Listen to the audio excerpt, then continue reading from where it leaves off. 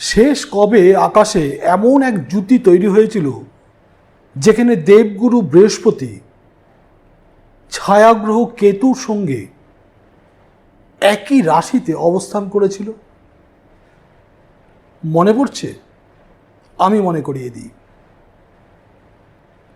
প্রায় ৩৬ বছর আগে ১৯৯০ সালে দেবগুরু বৃহস্পতি কর্কট রাশিতে অর্থাৎ তার তুঙ্গি স্থানে কেতুর সঙ্গে একসঙ্গে অবস্থান করেছিল। আবার ৩৬ বছর পর বৃহস্পতি এবং কেতু কর্কট রাশিতে পুনরায় মিলিত হতে চলেছে। দেবগুরু এবং কেতুর এই একত্রের জ্যোতি ১২টি রাশির জীবনে কি শুভ এবং অশুভ প্রভাব ফেলবে, এই নিয়েই আজকের বিশেষ প্রতিবেদন। নমস্কার, আমি জ্যোতিষ দেবজ্ঞ মাতৃসাধক অমিত শ্রী। আমি বহু বছর ধরে বৈদিক জ্যোতিষশাস্ত্র নিয়ে চর্চা করছি, আর প্রতিটা ভিডিওতে আমি চেষ্টা করি শাস্ত্রীয় প্রেক্ষাপটে আপনাদের ভয় না দেখিয়ে বাস্তবসম্মতভাবে বিষয়টি আপনাদের সামনে তুলে ধরি। আজকে এক বিরল যোগ নিয়ে আলোচনা করতে এসেছি। ৩৬ বছর পর মহাকাশে এমন এক বিরল যোগ সৃষ্টি হচ্ছে যা শুধু মানুষের জীবনেই নয়, প্রাকৃতিক এবং সামাজিক ক্ষেত্রেও বড়সড় পরিবর্তন নিয়ে আসতে পারে। দেবগুরু বৃহস্পতি এবং মোক্ষদাতা কেতুর এই জ্যোতি যেই ঘরে বা যেই স্থানে বা যেই রাশিতে পড়বে, শুধুমাত্র সেই রাশি বা সেই স্থানই নয়, প্রাকৃতিক এবং সামাজিক ক্ষেত্রেও বড়সড় পরিবর্তন নিয়ে আসতে পারে। বৃহস্পতি এবং কেতুর এই বিরল যোগে কোন কোন রাশির কপাল খুলতে চলেছে এবং কোন কোন রাশির কপালে রয়েছে চরম দুর্গতি, এই ভিডিওর শেষে আমি 12টি রাশি নিয়েই আলোচনা করব। আজকের ভিডিওতে আপনারা জানতে পারবেন বৃহস্পতি এবং কেতুর জ্যোতি কি, কেন এই জ্যোতিকে বিরল বলা হয়েছে, 12টি রাশির ক্ষেত্রে এই জ্যোতির শুভ এবং অশুভ প্রভাব কি পড়তে পারে, এই জ্যোতি কতদিন পর আবার সৃষ্টি হলো। ভিডিওটি ভালো লাগলে অবশ্যই লাইক করবেন, কমেন্টস করবেন, বন্ধু বান্ধব আত্মীয় স্বজন সকলের সঙ্গে শেয়ার করবেন। যারা ফেসবুক এবং ইনস্টাগ্রামের বন্ধুরা রয়েছেন, আমার পেজ ফলো করুন, ভিডিওটি লাইক করুন এবং সকলের সঙ্গে শেয়ার করুন। যারা বিশেষভাবে কোনো বিষয় জানতে চাইছেন বা কোনো বিষয়ের উপর ভিডিও চাইছেন, তারা অবশ্যই সেই বিষয়টি নিয়ে কমেন্টস করুন। বৈদিক জ্যোতিষশাস্ত্রে 9টি গ্রহ রয়েছে: রবি, চন্দ্র, মঙ্গল, বুধ, বৃহস্পতি, শুক্র, শনি এবং রাহু কেতু। এই 9টি গ্রহের মধ্যে বৃহস্পতিকে বলা হয় দেবগুরু। বৃহস্পতি মান, সম্মান, জ্ঞান, ধর্ম, সন্তান, গুরু শিষ্য পরম্পরা, সম্পদ এবং সৌভাগ্যের কারক হল বৃহস্পতি। আবার অন্যদিকে কেতু হল ছায়াগ্রহ, যার বাস্তবে কোনো অস্তিত্ব নেই। এটা সূর্য এবং চন্দ্রের কক্ষপথের 2টি ছেদবিন্দু, কিন্তু জ্যোতিষশাস্ত্রে এর গুরুত্ব অপরিসীম। শাস্ত্রে, বিশেষ করে বৃহৎ পরাশরী হোরাশাস্ত্র অথবা ফলদীপিকার মতো ক্লাসিফাইড গ্রন্থেও বৃহস্পতি রাহু বা বৃহস্পতি কেতুর এই যোগকে গুরুচণ্ডাল যোগ বলা হয়েছে। শাস্ত্রমতে এই যোগের দ্বৈত চরিত্র রয়েছে। এবার বলবো কবে এই যোগ সৃষ্টি হচ্ছে। কেতু বর্তমানে সিংহ রাশিতে রয়েছে এবং বৃহস্পতি বর্তমানে রয়েছে কর্কট রাশিতে। বৃহস্পতি 31শে অক্টোবর 2026 সিংহ রাশিতে প্রবেশ করবে।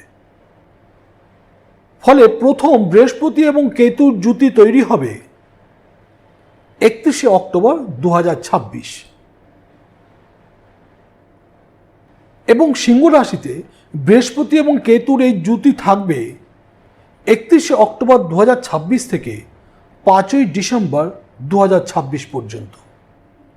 কারণ এই 5ই ডিসেম্বর কেতু কর্কট রাশিতে প্রবেশ করবে। যদিও ট্রু কেতু ট্রানজিট হবে 25শে নভেম্বর 2026।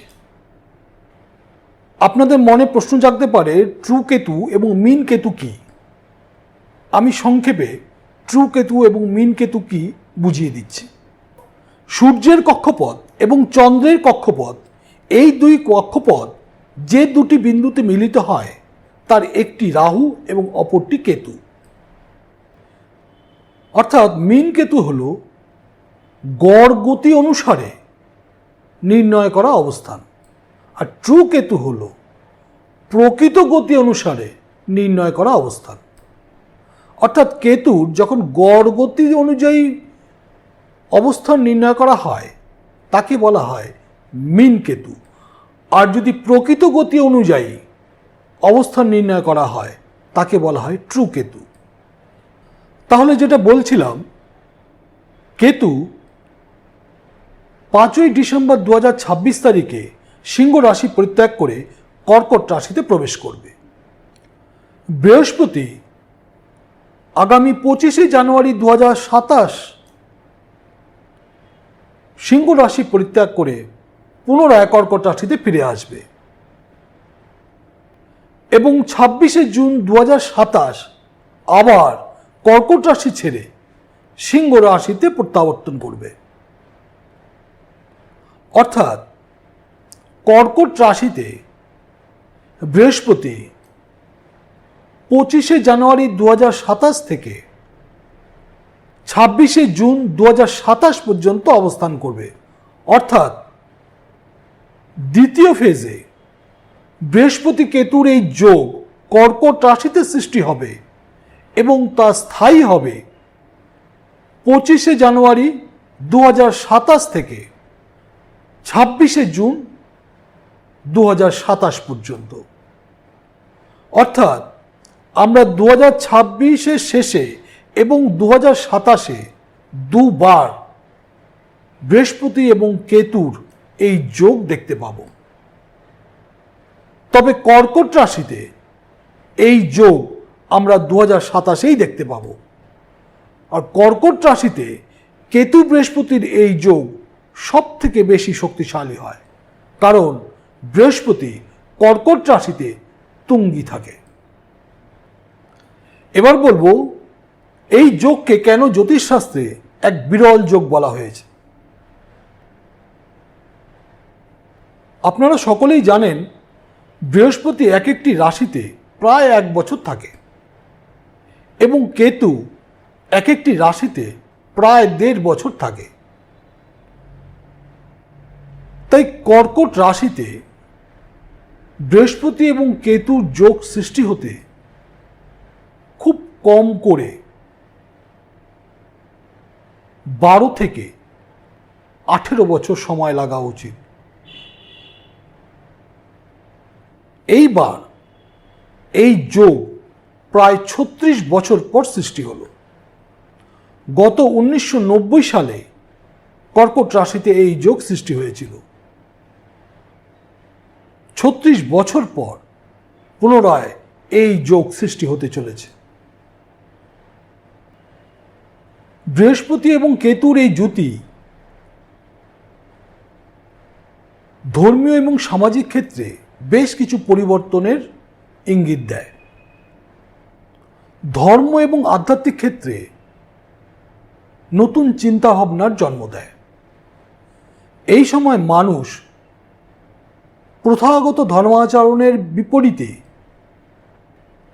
ব্যক্তিগত আধ্যাত্মিকতা অনুসন্ধানে বিশেষ আগ্রহী হয়। যৌথ পরিবার বা উত্তরাধিকার নিয়ে নতুন চিন্তাভাবনার জন্ম দেয়।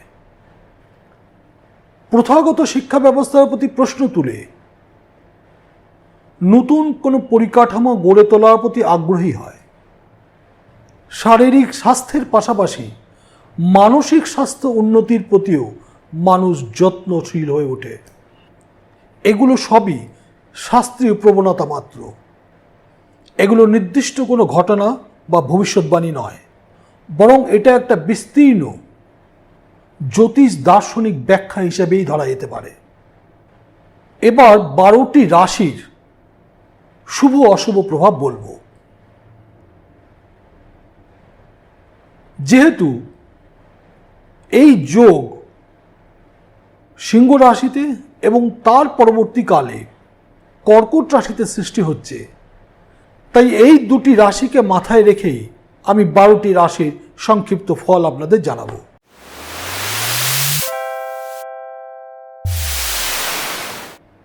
মেষ রাশি। প্রেমের ব্যাপারে একটা প্রশ্ন আসতে পারে। প্রেম নিয়ে আপনি দ্বিধাগ্রস্ত হতে পারেন। প্রেমের সম্পর্কে অবনতি দেখা দিতে পারে। প্রেমের সম্পর্ককে সম্ভব হলে একবার যাচাই করে নিন। 2027 জানুয়ারির পর থেকে আপনাদের জীবনে বেশ কিছু শুভ প্রভাব পড়তে চলেছে। বাড়ি গাড়ি ইত্যাদির ক্ষেত্রে শুভ, তবে অবশ্যই দলিলপত্র অভিজ্ঞ কাউকে দেখিয়ে নেবেন।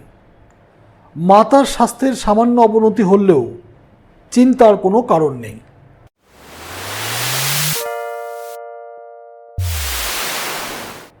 বৃষ রাশি। বাড়ি গাড়ি ইত্যাদি ক্রয়ের ক্ষেত্রে যথেষ্ট সতর্ক থাকতে হবে। ভাতা ভগ্নির সঙ্গে সম্পর্কের অবনতি ঘটলেও তাদের উন্নতি লক্ষ্য করা যাচ্ছে। ভ্রমণের যোগ রয়েছে। আপনার ক্রিয়েটিভিটি আপনাকে সুপ্রতিষ্ঠিত করবে।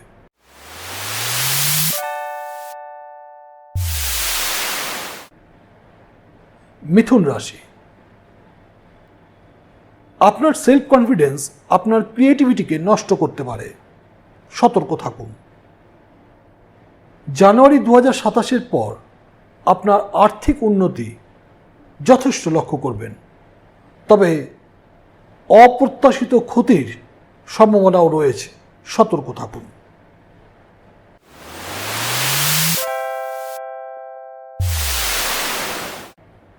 কর্কট। এই বছরের শেষ দিকে আর্থিক দিক থেকে ঝুঁকি রয়েছে। কথা বলার সময় যথেষ্ট সতর্ক থাকুন। 2027 জানুয়ারি থেকে অর্থাৎ নতুন বছরের শুরু থেকে আপনার মান সম্মান বৃদ্ধি পাবে, আর্থিক উন্নতি এবং জীবনের সুখ লাভ সম্ভব হবে। মনে কোনো নেগেটিভিটিকে স্থান না দিলে আপনি এই সময় মানসিকভাবে আনন্দ অনুভব করবেন।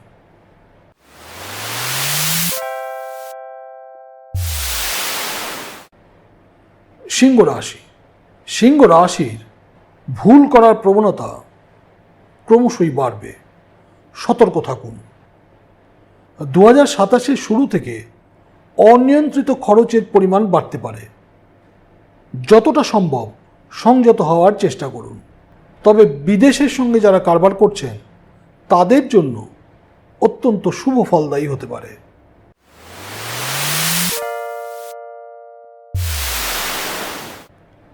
কন্যা রাশি। কন্যা রাশি এই বছরের শেষটায় খরচ অত্যাধিক বৃদ্ধি পাবে। নিজেকে যথেষ্ট নিয়ন্ত্রণ করার চেষ্টা করুন। 2027 শুরু থেকে আপনাদের আর্থিক উন্নতি শুরু হবে এবং এই সময় বিনিয়োগ করলে প্রভূত অর্থের মুখ আপনারা দেখতে পাবেন। তবে বিনিয়োগের আগে যথেষ্ট সতর্ক থাকতে হবে।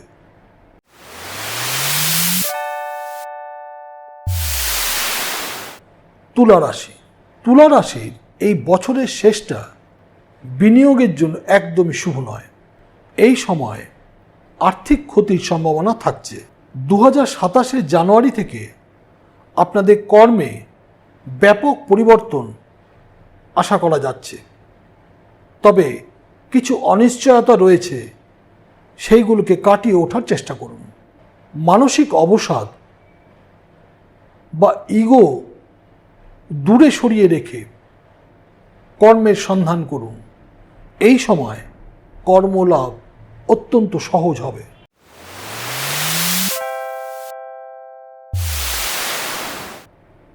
বৃশ্চিক রাশি।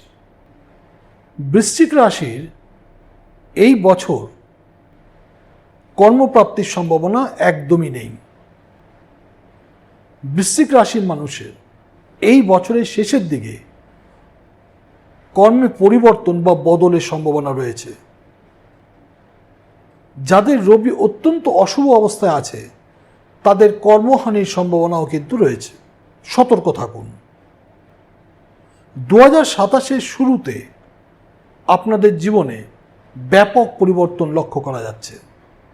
এই সময় আর্থিক উন্নতি, ভ্রমণ, ধর্মলাভ ইত্যাদি নানা দিক থেকে শুভ পরিবর্তন আপনাদের জীবনে হবে।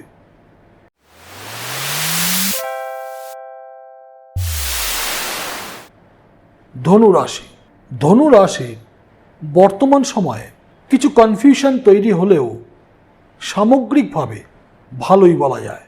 ভাগ্যক্ষেত্রে বা ধর্মক্ষেত্রে শুভ প্রভাব পাবেন, তবে ধর্ম নিয়ে কোনো প্রশ্ন মনে তৈরি হতে পারে।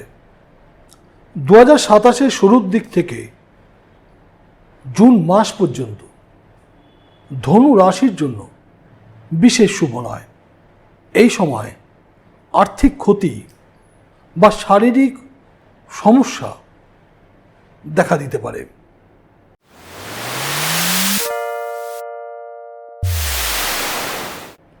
মকর রাশি। মকর রাশির ক্ষেত্রে বছরের শেষটা মোটেই শুভ নয়। এই সময় বিভিন্ন রকম সমস্যার সম্মুখীন হতে হবে। এই সময় অযথা তর্ক বিতর্কে জড়াবেন না। 2027-এর জানুয়ারি মাস থেকে সময় পরিবর্তন হবে। এই সময় বিভিন্ন রকম সুযোগ সুবিধা আসবে।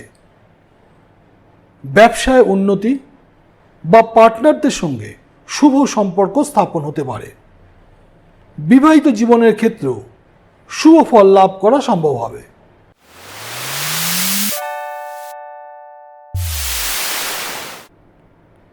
কুম্ভ রাশি। এই সময় কর্মক্ষেত্রে অশুভ ফল দেখা দেবে। পারিবারিক ক্ষেত্রেও অশুভ ফল লাভ হবে। মোটামুটিভাবে বলা যায় কুম্ভ রাশির ক্ষেত্রে এই বছরের শেষটা মোটেই ভালো যাবে না।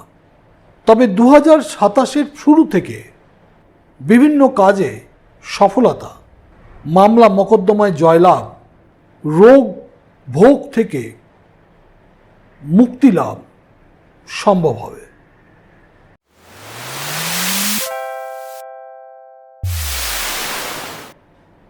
মীন রাশি। মীন রাশির ক্ষেত্রে এই বছরের শেষটা যথেষ্ট সংগ্রামের, তবে সফলতা লাভ করা সম্ভব হবে। নতুন বছরে অর্থাৎ 2027-এর শুরুর দিকে প্রেমেজ সম্পর্ক প্রতিষ্ঠা পাওয়া সম্ভব, তবে কিছু অনিশ্চয়তা বা সমস্যা দেখা দিতে পারে। প্রেমিক প্রেমিকার সম্পর্কে মনে প্রশ্ন উঠতে পারে। একবার যাচাই করে নেওয়া প্রয়োজন। এই ছিল আজকের ভিডিও। যদি ভিডিওটি ভালো লাগে অবশ্যই বন্ধু বান্ধব আত্মীয় স্বজন সকলের সঙ্গে শেয়ার করুন। আমার সঙ্গে যারা যোগাযোগ করতে চাইবেন 8697190840 এই নম্বরে ফোন করুন, অথবা digdarshanastro.com এই ওয়েবসাইট ভিজিট করুন। এখান থেকে আপনারা অনায়াসে অনলাইন এবং অফলাইন অ্যাপয়েন্টমেন্ট বুক করতে পারবেন। ভালো থাকবেন, সুস্থ থাকবেন। আবার দেখা হবে পরবর্তী ভিডিওতে। নমস্কার।